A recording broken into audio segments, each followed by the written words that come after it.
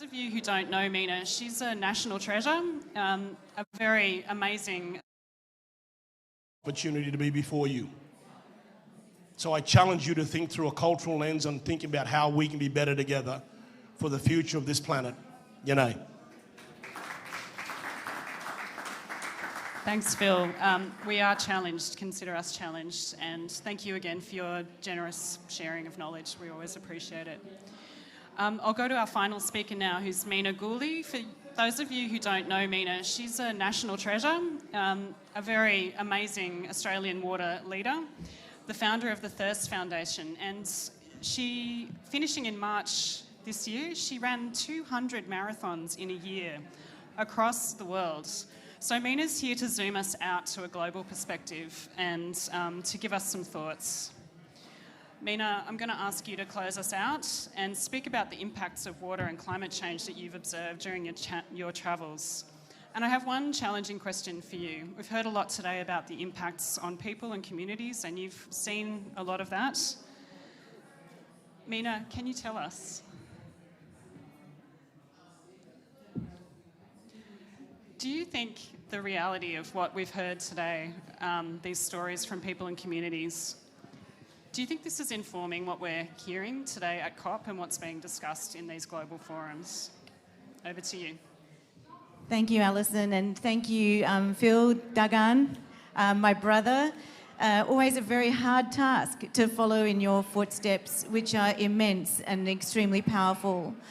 One of the things, Phil, that you and I have in common is that we have a mutual recognition that we have a major water problem. We know because we've both seen it. We've lived it. Over the last year, as Alison just said, I ran 200 marathons in 32 different countries around the world. What I saw was a journey that took me into the homes and villages and communities across the planet, and to really witness firsthand, from source to sea, some of the major problems that we have in our river basins. The degradation, the damming, the dredging, and the consequences of our damage to our healthy rivers, our societies, and our economies. In Central Asia, I ran up to the tops of mountains. I saw the impact of climate change. I saw the accelerating glacial melt.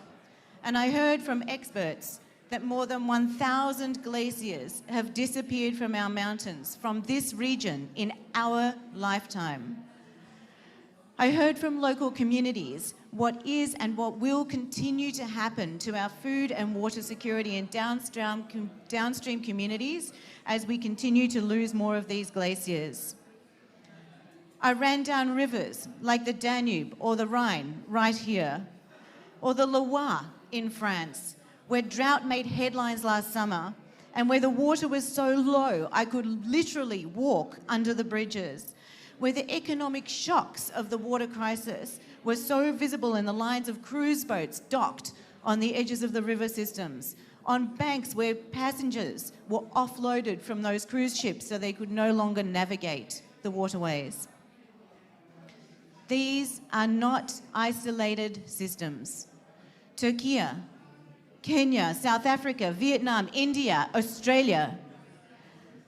What I have seen, what I have heard, including what I have heard today, has broken my heart. Communities struggling to cope with the worsening water crisis. Too many questions about why, despite all the signs, we failed to act. And we're still failing to act right now. Deep in the heart of the Amazon, I ran along roads where rampant deforestation had created a moon-like landscape, and where the sounds of birds had been replaced by the roar of chainsaws, where local communities talked to me about the horrors of watching their land burn as fires lit to clear the stumps from the land rapidly grew out of control. And this year, we see the consequences. Deforestation, climate change have combined to a devastating effect, fueling historic drought that has created water levels that are 120 years low.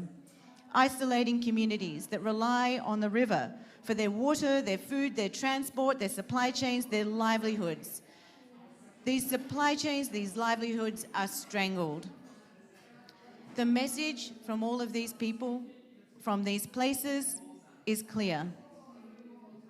We have no time to waste. We need to drastically scale up global efforts to mitigate and adapt to climate change, and we need to do it now.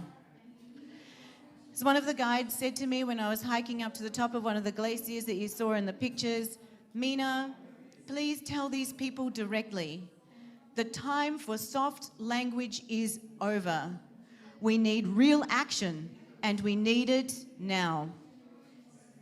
He's not alone. In the Colorado River in the United States, low water levels are threatening farms, cities, and supply chains. Stark, white bathtub rings circle the walls of the Hoover Dam, a permanent reminder of the historically high water levels that are now at some of the lowest levels ever. At Lake Powell, locals like this talk to you about what it was like to kayak around Lone Rock. This rock. A rock that is now so dry that I could run around it. A rock stranded in the middle of desert sands. And for the first time ever, experts are talking about the risk of dead pooling, a time when hydropower plants that fuel much of the West will actually cease to function. But here in the Colorado, at least for the first time, action is finally being taken. States are coming together to agree to cut their water use to save not only the river, but the future of the next generation. But the truth is that this is not just about policy and regulation. This is also about people coming together to forge change. In the Ganges, farming communities are joining together to create cooperatives, sharing information, technology, expertise on how to access capital to enable them to invest in new systems, mechanisms, and tools that will enable them to grow more crop per drop. And to be honest, it's here that I find the hope for our future for the next generation. This idea of collective action, of communities coming together to drive change, not only to create a global cry for help, but a global response to it. Communities that began in isolation, but together have become a global grassroots movement for change.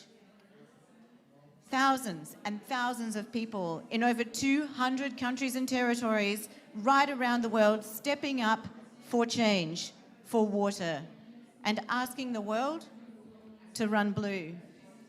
Mums, dads, kids, policymakers, people, government officials, everyday, ordinary people just like all of us here today. People that inspire us to go bigger and bolder, to do whatever it takes to solve the problem of water and to close the gap on SDG 6. We know this will not be easy.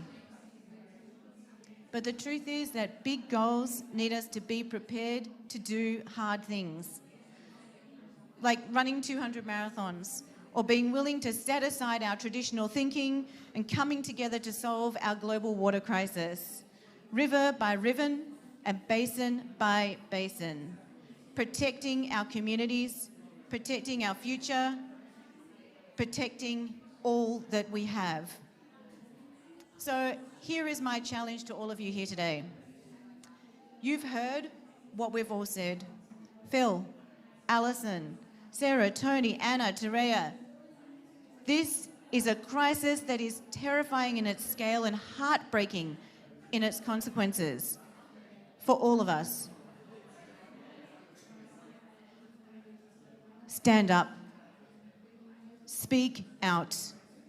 Share your stories. Do not be afraid. Help to close the gap between what's out there and what we live and what is in here being talked about around these tables. Help us together to build a wave of change around the world. together. Because while individually we can make an impact, it's only when we work together that we truly can change the world. This is our moment. Let's make it count. Thank you very much.